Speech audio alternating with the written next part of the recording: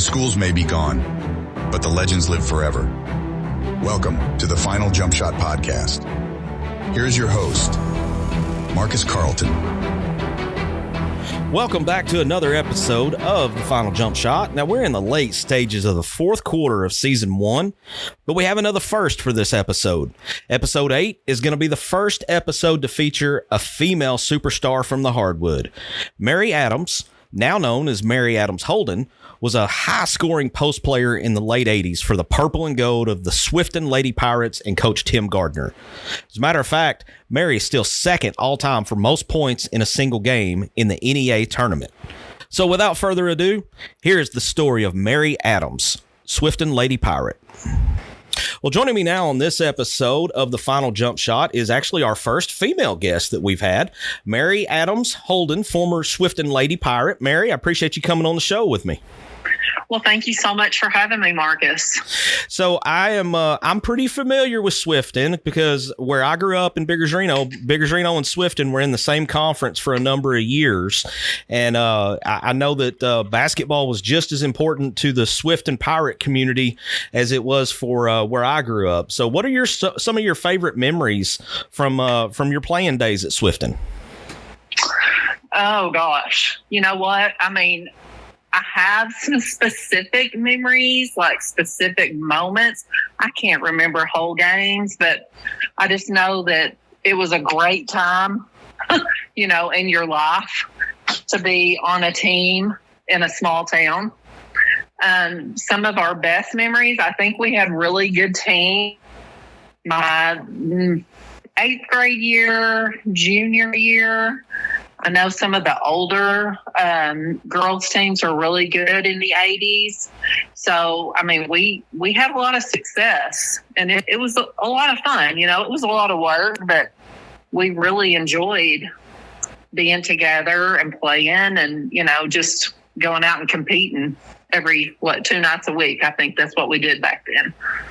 Yeah, it was a little different because Swifton was one of the Class B schools, like where I grew up, and yes. Boys and girls both played on the same night, and a lot of teams now don't do that because you'll have your girls' nights designated and your boys' nights, but back when we all played, it was usually junior girls, senior boys, or junior boys, senior girls, senior boys. So it was a little different look to it.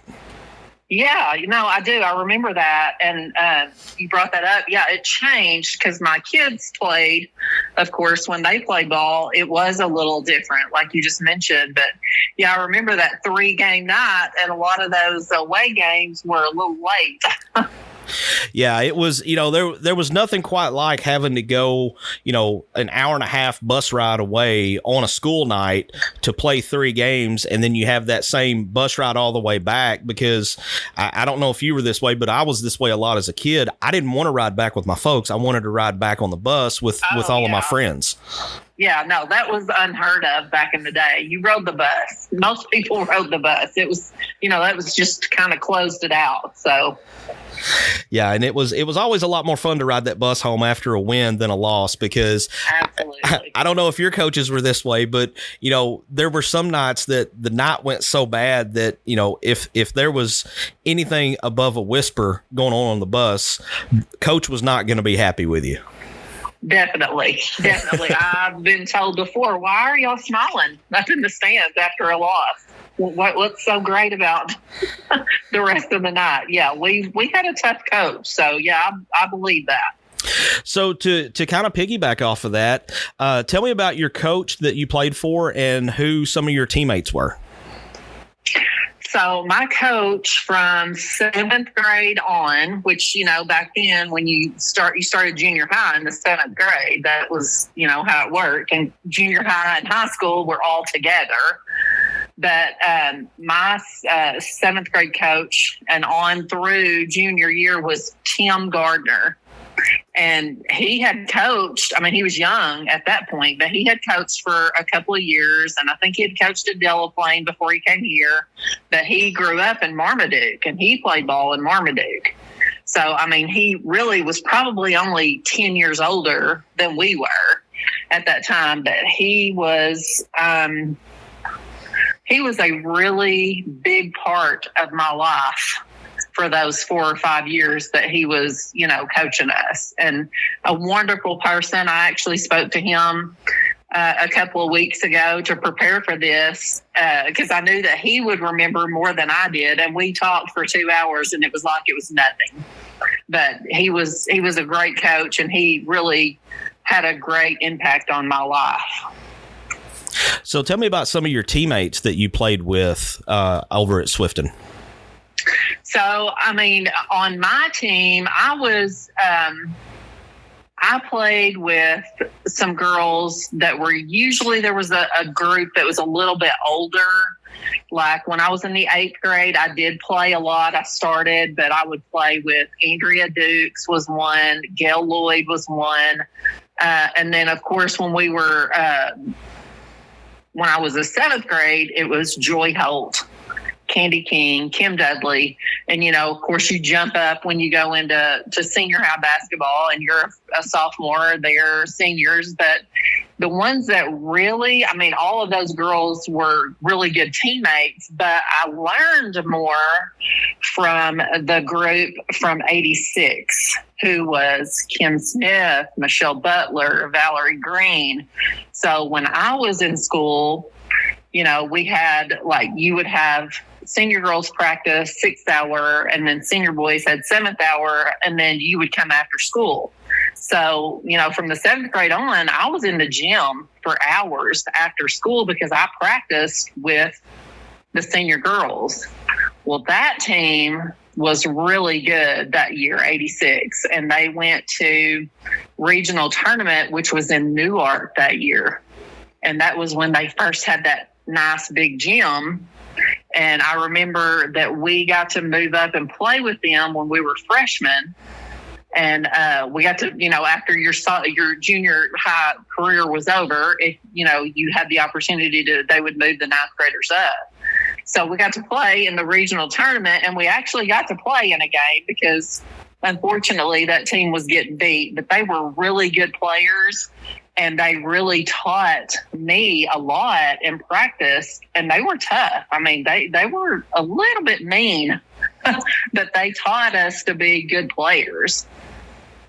I'm glad that you said something about that, about how you learned from them, but they were a little bit mean, because I wanted to, that's where my next question was going to go about, did they come in and kind of welcome you in and take you under their wing, or did they kind of press you at times to kind of see how you would react in maybe a pressure situation, or if you got fouled really hard, or, something that might happen to you in a game? Did they kind of set you up like that in practice, and then you learn from that? Oh, absolutely. They didn't hold back on any of us. And I think maybe especially me, by the time I was a freshman, I was really kind of coming into my own, and I was learning a lot. When I started out in the 7th grade, this is no joke. I was 5'2", and I was a point guard. And in between my 7th grade year and my 8th grade year, I grew 6 inches. So when I came back, I was 5'8", 5'9", and I was a forward post, is what we called a post player back then. So they did not take it easy on us. They were almost brutal at times, but girls could play that way. Honestly, I feel like girls played a lot rougher than guys did even back then. But they didn't hold back. They played hard, and you had to keep up, or, maybe go home. But I was fouled hard. I learned a lot, and I learned what it meant to be an aggressive player and to play to win. That's been the big thing that I have noticed with these other episodes, is that, everybody that I've talked to, even the coaches or the former players, winning was the most important thing. They want, it's Absolutely. Nice if you scored 20 points a game and had 15 rebounds or whatever, but the bottom line was, if you didn't get the win, the night was kind of a failure. Absolutely. I think probably with guys, that was probably a little bit easier. Girls, it's a whole different animal. I don't know if you have any daughters. I have two. I have a son and two daughters. And I knew, girls can be real catty at sometimes, and sometimes it's very competitive. And, when you're a really good player and another girl is coming up and kind of competing with you, sometimes it can get a little hairy. But they were older and they knew that that was their year, and so there wasn't a lot of it. But they taught me a lot. They really did. And Coach Gardner he put a lot of effort into me to help me to be the best player that I could be. And that was part of it. He wanted me to be in the gym with those girls, and that just made us better, Well, and I think to kind of expand on Coach Gardner, and you talked about how important of a role he played in your life. I think that's a sign of a good coach, that they can see into a young player and see the talent, and then know the player well enough to decide, okay, this player is going to respond well if they are, if they get roughed up a little bit. I know exactly how they're going to respond, because I think sometimes that gets overlooked, how coaches have to know how to read their players, because every player is different and every player responds to situations differently. Yeah, that's very true. And like I say, I know that because my kids came up in a different time, and I watched them and coached them and all that. But there were things that Coach Gardner did with me, and not just me, but he did specifically things that I remember that coaches would probably get fired for now. I mean, unfortunately, that's just the world we live in. But I remember from the time I was probably in the 8th grade, back in those days, you had your court and we had the regular goals, and then we had 2 goals on the ends, just on the wall. They were just old, cardboard, not even cardboard, but the wood backboards. Mm-hmm. And so on those goals, when we were having practice, he would have me on one of those goals, and I kid you not, he would take a broom, and every time I shot, he would hit me with that broom. And all he was doing was preparing me, because he knew I was going to play a post, position, and he knew I was going to get fouled. And he knew I needed to be able to make the shot getting fouled. And it worked, because, I was pretty tough. I was real skinny and let's say about 5'9", but I knew how to play against bigger players that were stronger than me, because he did, out of the box stuff like that. I just thought it was kind of funny when we started doing that. And, now if somebody went home and told their mom, well, I'm getting hit with a broom in practice, it might not go well. Right. Yeah. Everybody jumped to conclusions on that, and probably, it would get out of hand in a hurry. But exactly. You mentioned something earlier that caught my attention, and I want to talk a little bit about it. You talked about that big growth spurt you had, but from one year to the next, and you went from playing the point guard, the one position, probably down to a 4 or a 5, power forward or a center. How did that, having that experience at point guard, did that help you down in the post? Because you still probably thought like a point guard for a while before you got fully into the post game. Yeah. So, I know, like 7th grade, I don't remember a lot about 7th grade season. You're just really young, and you're coming out of elementary school, and you're really just learning. And by the way, I mean, I had great elementary peewee coaches, is what we called them, and that's when I started loving basketball, was in peewee. But when I got in the 8th grade and I was taller and changed positions, of course, I still had a little bit of dribbling skills, and I was really a defensive minded person at that time. The older I got, the more I kind of got away from that. I wouldn't say I got lazy, but it's kind of like when you learn to score. Right. You're like, oh, this is the payback right here. I would rather get this. But I mean, it was a transition. And in the ninth grade, from then on out, back then you played the 5-position, team. It was, you had your point guard, you had your 2 wings, you had a post and a forward. And, I basically stayed in the paint. I did come out and shoot some, but that kind of brings up another it was back then, this is the 80s, early 80s, mid 80s. So when I was 15, I had to go to the eye doctor, and all of a sudden, I couldn't see. My vision was not good, and I got my first pair of glasses. So I would have been a sophomore. And I kid you not, you could not play in your glasses. You could buy one pair of glasses, and, I didn't wear them in a game because I couldn't take the chance on breaking my glasses. It's not like my parents just had all kinds of money and could go buy another pair of glasses. So, I played I could see the goals. It's not like I was blind, but I didn't get to shoot a lot of threes. Now, Coach Gardner assured me that I did pull out in the corner a lot and shoot. I don't remember taking a lot of shots outside, but I stayed in the paint and had little jump shots and, didn't venture out real far.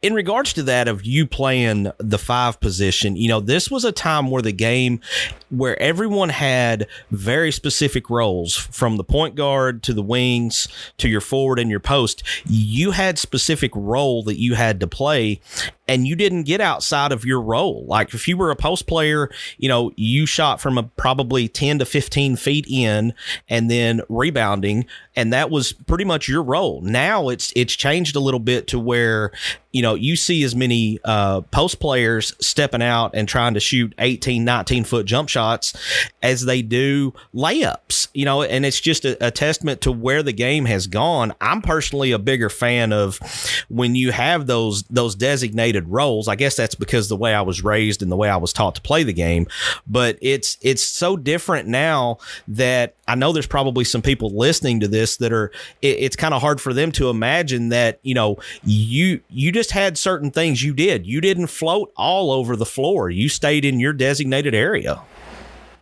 That's completely true. Now, that's not to say we ran offenses. We ran specific plays. I can still see those in my mind. And they were like a motion offense. You had out-of-bound plays. You had specific plays where you screened. And I did get some shots out. But, yeah, mostly my job was to post up on whoever was guarding me and to take a shot in the paint and either make it and go down the floor or get fouled and hopefully make it anyway, and then shoot free throws, which was another thing that I got really good at was free throws. But yeah, fast forward 20 years later, I have a daughter who played, and she was she's 6 foot, and, she got to pull out and shoot a lot of threes, and she was really good at it. And she didn't really play the post a lot. She did some, but she, was all over the court, not just specifically in the paint. Right.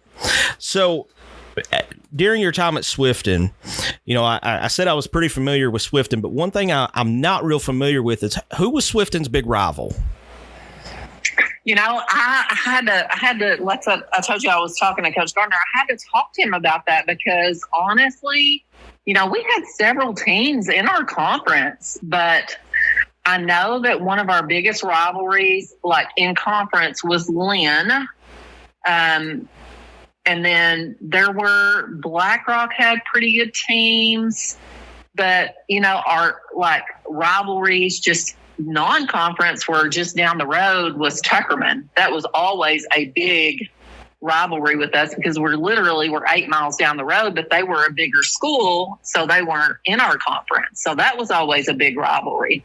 But in conference, it was St. Paul, Lynn, BlackRock. Those were the ones I really remember. Strawberry had a pretty good team there for a little bit too, but every game was a fight. It wasn't, I don't remember a lot of easy games. There were some teams that were easier, but they were all pretty good teams. So I want to expand a little bit on the rivalry with Tuckerman, because and correct me if I'm wrong here, but Tuckerman's where your daughter played, right? She did. My older daughter and my son actually graduated from Tuckerman. And then my younger daughter played there through her sophomore year. And then we moved, and she finished her high school career at Riverside in Lake City. She played there for 2 years. And then she went on and played at Williams Baptist for 4 years. I think that's pretty cool of, your former high school and where your two of your older kids played, that being the rival. I mean, that had to lead to some fun in-house conversations, I'm sure. It did. Yeah. I mean, and, I know that you had mentioned this was kind of about those schools that consolidated. Right.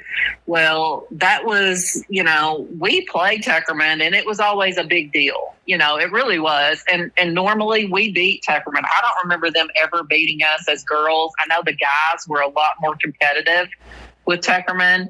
But yeah, I mean, once my kids, my son actually was his senior year, he graduated from Tuckerman, and seeing him in a Bulldog uniform wasn't ideal for us, but we made the best of it. Sure. And it turned out fine. But yeah, I mean, it was a really strange concept when they, started that consolidation process, and trying to think about your kids not being, all three of my kids and I have boards in that Swifton gym with our names on it. Mm-hmm.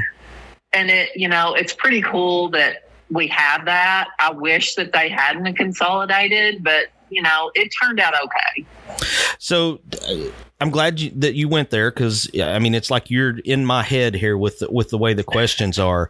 I want you to think back to when the consolidation and everything was going on. When you first got the news that Swifton was going to be consolidated, and they went in with Tuckerman, correct? Yes. So now back then, there were other options being considered. We had big meetings. And of course, I was a very young parent, and my kids were, but we had big meetings about, maybe going to Hoxie. That was one of the options, but Tuckerman is what we ended up doing. And I think it worked out well. The school in Swifton is still a Swifton Pirate gym. They have a middle school there, but the high school is no more. But I think it's cool that you still get the Kell Classic every year. Yes. And you can go back into the gym, and the gym is still in great condition. That's one thing as an alumni of a school that doesn't have anything left. I'm a little jealous of that, to be honest with you. Yeah. Yeah. No, that's definitely been a great thing. I mean, like I say, I don't go a lot anymore. Of course, we did, and my kids played. I played in the Kell Classic, the first one, and they played in it, and so it's very cool to see, on Facebook and social media, the kids that are still getting to put on that purple and gold and playing in that gym, because that gym means a lot to me. I spent a lot of hours in that gym, and that was like my home away from home. And I hope, it's going to be a sad day when nothing is happening in that gym. And that Kell Classic is still a really good tournament. And that's, very encouraging that it's still doing so well and that so many people, know about it. Yeah, and it's very, very popular in the Northeast Arkansas portion of the state. And then there's still a few teams every once in a while that'll come over from the north central part as well. I got to play in it. A matter of fact, one of the years that I think it was my sophomore year, I believe our regional tournament may have been at Swifton. And of course, the memories are a little fuzzy, but I always enjoyed going there. It was a unique setup. You come in ground level, you have to go up the stairs to the high bleachers. I always thought the view was really good there, because you're so high up that you can you're kind of looking down on the court instead of even level with it like at most places. And I just thought it was always a really unique setup. But it was a good gym. There were other gyms that were kind of set up that way too. But I felt like, back then I knew there were some gyms, and this too, that we played in that were definitely older and not, not as, and that's an old gym now, of course, but yeah, that was a great gym to watch a basketball game in. It really was. Being up off the floor was great.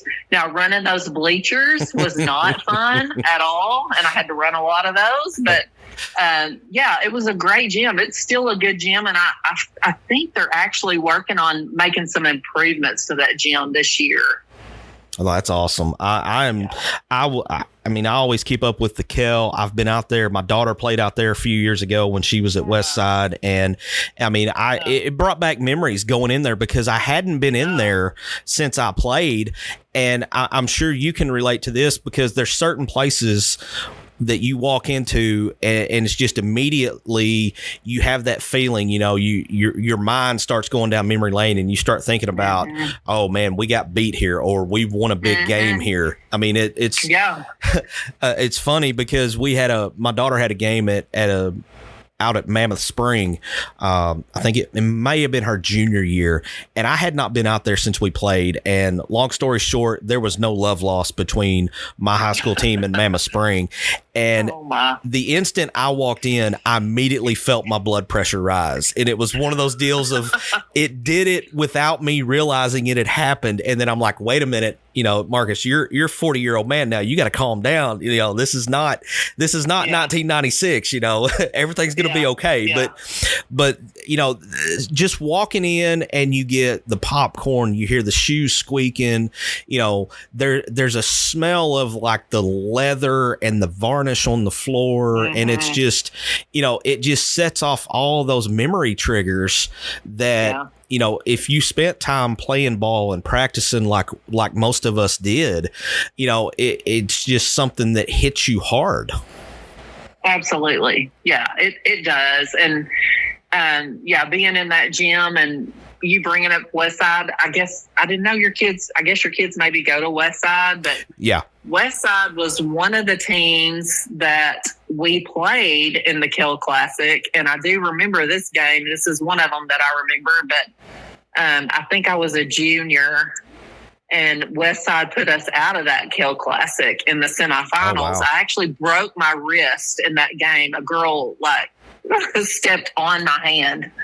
And so I had to come out of the game, like in the third, maybe fourth quarter, and get taped up. I mean, I had it looked like a softball almost underneath, on top of my hand. But of course, I wanted to go back in. And Gardner had taken me out, and they were working on me. I don't know if you know Jabbo Floyd. I'm Absolutely. Sure you know that name. Yes. He was the boys' coach at that time, and he was taping me up, and I went back in, and I got fouled numerous times and shot 6 free throws and airballed all of them because my right wrist was broken. I mean, I went later after the game, and after that, this was another thing that, old school coaches, I learned to shoot free throws left-handed. And so that's what I worked on while I was, I was out a couple of games, maybe 3 or 4. But he had me on the free throw line every practice shooting left-handed free throws. But yeah, I mean, just things like that, you remember, and that gym, and I remember, yes, I mean, everything about that gym, I remember it. I remember, back then we wore long socks, and we had long socks to our knees, and they said Pirates down the sides of them. They were so cool, and we loved them. But we would rub our feet, to clean our shoes, the bottom of our shoes on our socks. I don't know. I don't think guys did that, but girls did that. We wiped our shoes on our socks, and those socks would always end up stained. But yeah, I mean, even that, and just, there were big windows into the concession stand that were looking into the gym. And you remember seeing, at the end goal, people were watching you play. And, it was just, I mean, it was great. All the fans, everything was great about it. There was nothing I can remember negative about that at all. It was all just positive energy all the time. Well, and I'm sure Swifton was the same way as Biggers was on this, but it wasn't just parents that were at the game. The entire community came out on game night, and you may have a neighbor down the street yelling at you just as hard as your parents do. That's right. Yeah. I mean, I know my mom and dad worked a lot, and my mom worked at night a lot. So she wasn't always able to be at the games, but my nanny was there, and my aunt was there, and my neighbors were there. And, everybody else's parents were. Yes. I mean, just because your kid graduated and didn't play anymore didn't mean you didn't go to the game on Friday night. You just did. That was entertainment for small towns. And it was great because all those people were there. They weren't there just to socialize. I mean, they did socialize, but they watched you play. They knew what you were doing. They, talked to you after the game. They were encouraging. They were, they were there for you. If you needed help, there were, hundreds of people there that you could ask for help. Yeah, and I think it's a little different now. I'm not saying the kids don't have the support that we had, but it's just different. I don't know how else to put it other than it's just different than what we grew up in those small communities like Swifton and like Lynn and Biggers Reno and, all of those schools that were in that conference. I mean, I try to explain it to some of my friends that maybe they graduated from Westside or they graduated from Nettleton, or one of those other larger schools around the area. And it's almost like I'm speaking a different language to them. And they just, it's almost one of the guys that I interviewed earlier said, if you didn't grow up in that small community, there's no way that I can explain it to where someone who grew up in a large school would fully understand it. Yeah. I mean, and, honestly, I have known people over the years that did grow up in, larger cities. One of my boss for 15 years was from Little Rock. He graduated from Central High School. So, oh, wow. When he heard what we were like the polar opposites, but, right. Yes, but most of the people that I've been in contact with over the years have been small town folks too. We're still in Northeast Arkansas, and there are some larger towns, and they are getting larger. I mean, I live in Jonesboro now, and my grandson plays City Stars, which is a totally different thing, but I'm like, yeah, this is different. And I was glad that my kids got to experience small town school, small towns in general, and small town sports. I mean, I don't know that it made them better people. Maybe that's a stretch, but I think that it is different. And, it is good. There's nothing wrong with the way I grew up. There's nothing wrong with the way they grew up. I hate it that small towns are just becoming obsolete. I drive through Swifton now, and there are a lot of things that are the same, but a lot of it is different, and I don't know those people anymore. It is different in that sense for sure. Definitely. I this past weekend, I went back to Biggers to visit with a guy I graduated high school with, just for a few minutes, and driving back, there's a few things that I noticed were the same, but there were a lot of unfamiliar faces. Whereas when I was growing up, it felt like everyone knew everyone. And that's just, when you lose the school in one of these small communities like Biggers Reno or like Swifton, you have a lot of people who have to leave because the school is kind of the heartbeat of those communities. And once it's gone, everybody kind of has to do what's best for them. That's right. And that's kind of where we were.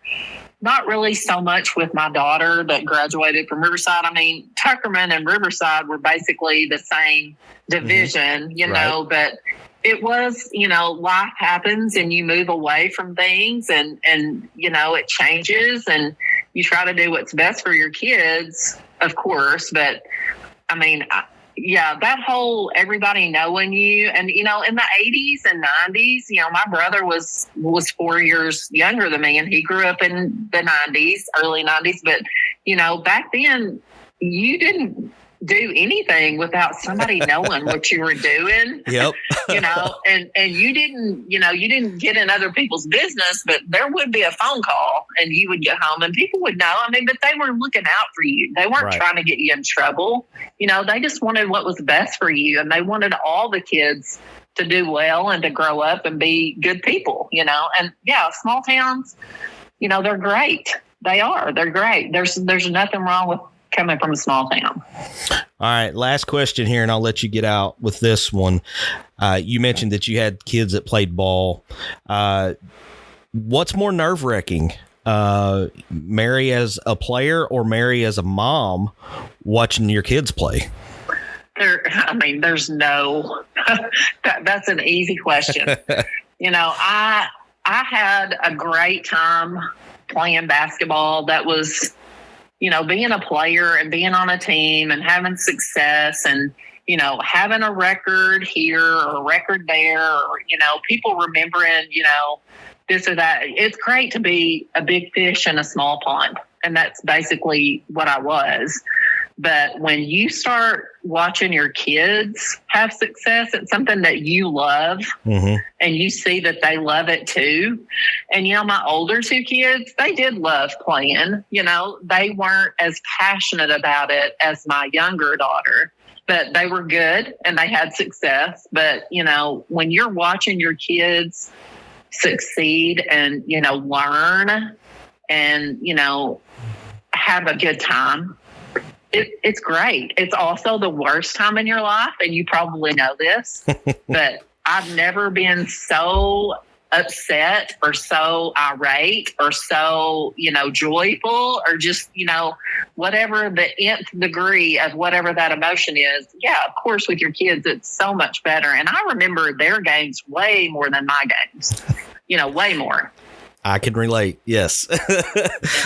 And I feel like I have a pretty good memory on most of my games, but at the same time, the emotion thing that you hit on, those emotions swing a lot harder, as mom or dad, than they did.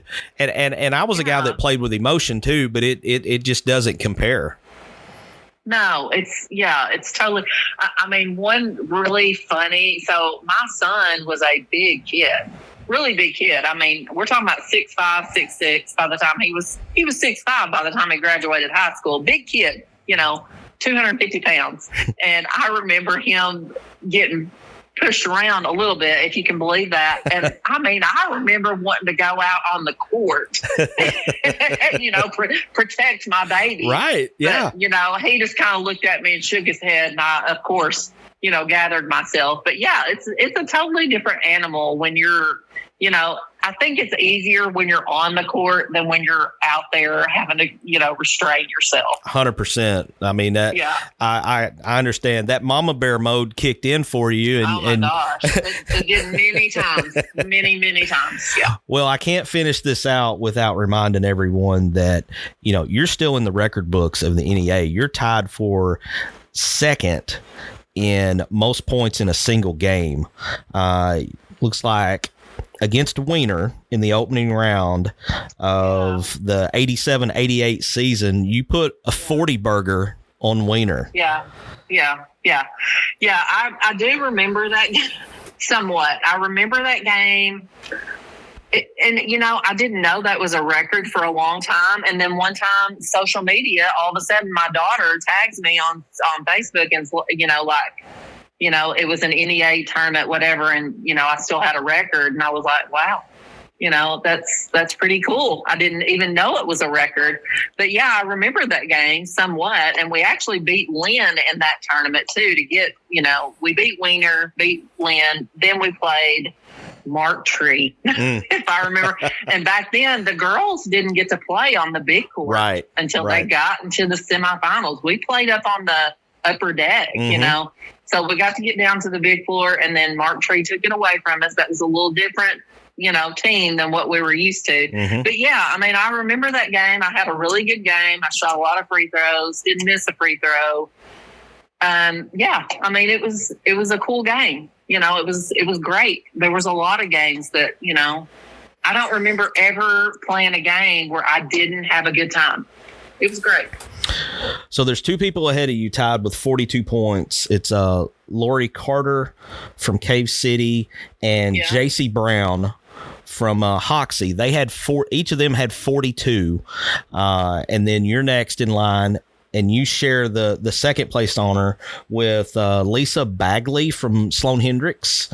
Both of y'all have 40. So there's two at 42 and then two at 40. So that's a heck of a game, I gotta say. I mean, I never came anywhere close to that with my best game. So kudos to you and the fact that record. Well, yeah, I guess I should have. But going back to that whole thing of roles, I knew my role, and my role wasn't to shoot. So I got to shoot a lot. So, well, your record is still there. You're like I said, you're second all time, and I think that's pretty cool. And I couldn't end the episode without bringing that back to the forefront.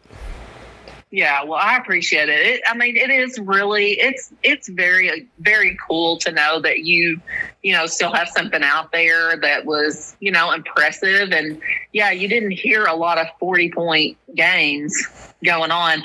I will mention, and my daughter would be upset with me if I didn't probably, but my daughter who graduated from Riverside, her senior year, she had 42 in a high school game. Oh, so, okay. Yes, but she did shoot 3-pointers and I did not. So I will mention that as well. So she hears that. There you go. There's the disclaimer on it. So that's right. Hey, Mary, I really appreciated you coming on the show and getting to visit with you here. And, being the first female player that we've had on the show, I'm pretty happy to open that door and looking forward to getting several more of the female stars from Northeast Arkansas on in some future episodes. But thank you so much for coming on and doing this with me. Marcus, I really appreciate it. And I really love what you're doing. I think that what you're doing is really a grand gesture, and it's going to help a lot of people remember what small schools were all about. Thank you very much, Mary, for sitting down with me and talking about your days as a Swifton Lady Pirate. Now, Mary set the bar quite high for future female guests on the show. But before we close out this episode, I want to send a big thank you to my very good friend Carlina Adams for making the connection between myself and Mary for this episode. I also want to thank everyone who's been listening to the first season of the Final Jump Shot. The show continues to grow every time I check the numbers, and for that, I am just extremely grateful to every one of you. Earlier in the episode, I mentioned that we are approaching the end of season 1. Now, the plan is to release a couple more episodes, and then we're going to take an extended time out, make some minor adjustments to our game plan, and we'll be back around the tip-off of the high school basketball season for the 25-26 season. However, just because we're not releasing new episodes for a bit doesn't mean the work's going to stop. We're going to be working on the production of season 2, and we need your help. If you have an idea for an episode, whether it's about a player, a team, or a coach, drop us a message on our Facebook page with the topic that you think would make for a great episode. And while you're there, go ahead and click that like and follow button on Facebook and subscribe to our YouTube page. By liking and following the Facebook page and subscribing to YouTube, you're helping us to continue to grow the show to the next level. Thanks again to all of you for listening. I'm Marcus Carlton, and this is The Final Jump Shot.